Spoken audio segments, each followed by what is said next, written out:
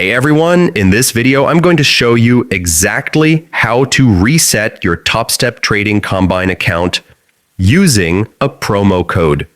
If you've ever wanted a fresh start without paying full price, stick around because I'll guide you step by step. First, open your browser and go to the Topstep dashboard. Sign into your account as usual. Once you're logged in, select the Trading Combine account you want to reset.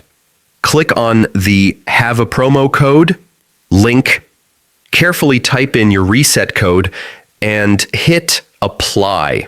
Make sure you enter it exactly as provided, because these codes are case sensitive. After applying the code, check that the discount or reset is applied correctly. Then click Process Purchase to finalize your account reset.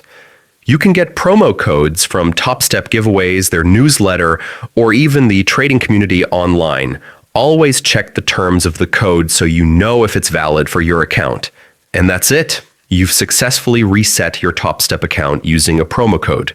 If this video helped, make sure to leave a like and subscribe for more trading tips and tutorials. Thanks for watching, and I'll see you in the next video.